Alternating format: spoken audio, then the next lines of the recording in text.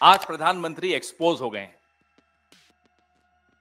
लोकतंत्र पूरी तरीके से खत्म हो गई है। Constituencies in the country, the total amount that can be spent by the candidates of any political party is less than 500 crores in a Lok Sabha election.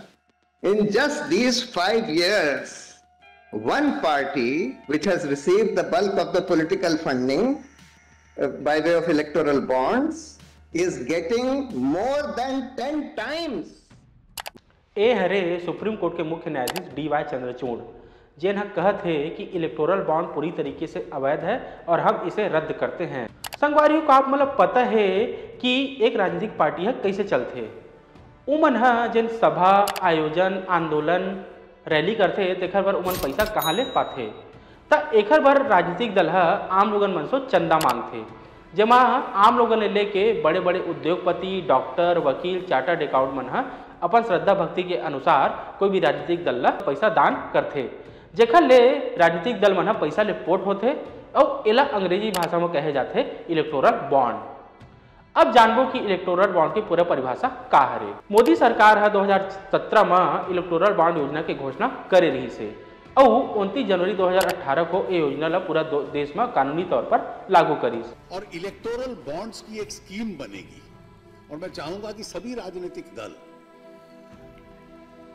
उस स्कीम बनाने के लिए जो जो उनके सुझाव हैं हम लोगों को दें। आसान भाषा में हम समझबो तो इलेक्टोरल बॉन्ड है कोई भी राजनीतिक दल ला चंदा देके वित्तीय तरीका हरे जेमा कोई भी आदमी है अपन पसंदीदा पार्टी ला देश के SBI बैंक की कोई भी चुनिंदा शाखा ले इलेक्टोरल बॉन्ड लेके ओला दान कर सकते और ओखर नाम है गुमनाम रहते। इलेक्टोरल बॉन्ड ला आसानी ले प्रयोग किए जा सकते और एला 1000 ले मल्टीपल किए जाते जेमा 1000 रुपया 10,000 रुपया 1 लाख और 1 करोड़ रुपया के रेंज होते। कोई भी दानदाता जेकर KYC है कंप्लीट हवे ओ है इलेक्टोरल बॉन्ड ले अपन पसंदीदा पार्टी ला दान करते और ओखर बाद रिसीवर पार्टी है एला कैश करा सकते लेकिन एला कैश कराए बार पार्टी के ऑफिशियल फंड के उपयोग होना चाहिए और एमा दानदाता के नाम है गुमनाम रहते। कोई भी पंजीकृत राजनीतिक दल है इलेक्टोरल बॉन्ड के हकदार होते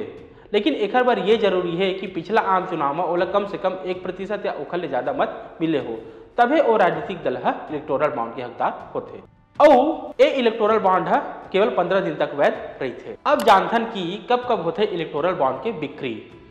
चुनावी बॉन्ड की खरीदारी पर हर तिमाही महीना के शुरुआत के 10 दिन ला सरकार द्वारा तय किए गए हैं मतलब जनवरी अप्रैल जुलाई और अक्टूबर महीना के पहला 10 दिन में इलेक्टोरल बॉन्ड की खरीदारी किए जा सकते लेकिन सरकार द्वारा लोकसभा चुनाव के समय में एक खरीदारी ला 30 दिन तक करे के प्लान रही हवे।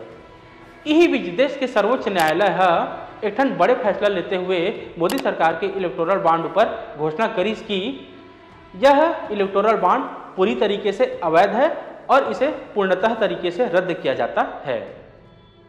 सुप्रीम कोर्ट के मुख्य न्यायाधीश डी.वाई. चंद्रचूड़ के 5 सदस्यीय संविधान पीठ कही कि इलेक्टोरल बॉन्ड सूचना के अधिकार का उल्लंघन करता है।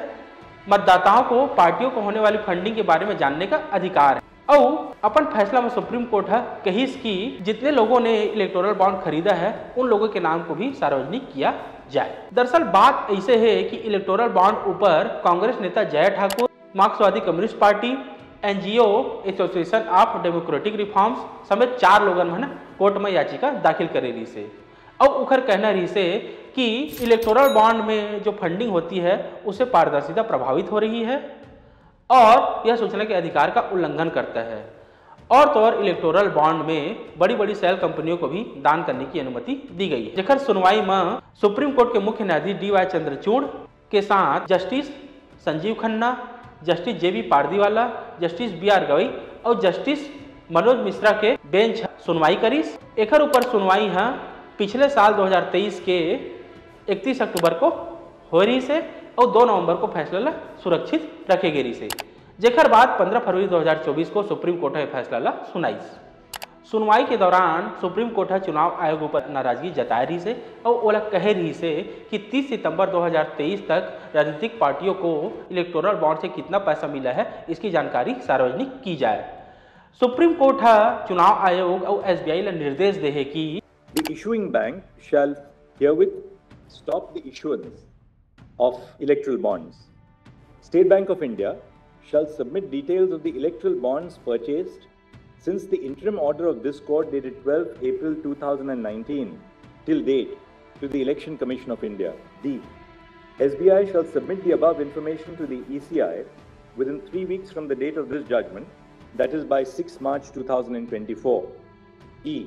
The ECI shall publish the information shared by the SBI on its official website within 1 week of the receipt of the information, that is by 13 March 2024. संगवारियों बता देता है कि इंडियन एक्सप्रेस के रिपोर्टर दामिनी नाथ के अनुसार भारतीय स्टेट बैंक 9,208 करोड़ 23 लाख के bond बेचे हुए 2017 ले 2022 तक, जेमा सबसे ज्यादा पैसा भारतीय जनता पार्टी ले मिले हुए। इंडियन एक्सप्रेस ला ये जानकारी है SBI ले RTI के माध्यम से मिले हुए।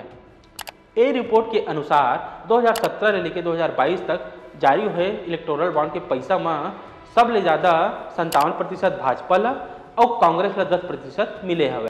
रिपोर्ट के अनुसार भाजपा ला 5271 करोड़, कांग्रेस ला 952 करोड़, ममता बनर्जी की पार्टी तृणमूल कांग्रेस ला 767 करोड़, बीजू जनता दल ला 622 करोड़, DMK ला 431 करोड़, NCP ला 51 करोड़, आम आदमी पार्टी ला 48 करोड़ और जनता दल यूनाइटेड ला 24 करोड़ पैसा मिले हवे। ए पैसा ला कौन दे है तेखर कोकरो अता पता नहीं है, जेखर कारण सुप्रीम कोर्ट इलेक्टोरल बॉन्ड ला रद्द कर दे है और तो वो जेन जेन पैसा दे राजनीतिक पार्टी मल्ला ओखर नाव ला भी सार्वजनिक करे के निर्देश दे हवे। Prime Minister keeps on saying, where is the scam, where is the scam, where it is now, Modi ji, right in front of your eyes, your scam, this government scam. तो संगवारी हो सुप्रीम कोर्ट के फैसला के बारे में आप उनके का विचार है कमेंट में जरूर बताओ और इसे खबर पर देखते रहो हमारे चैनल किया छत्तीसगढ़।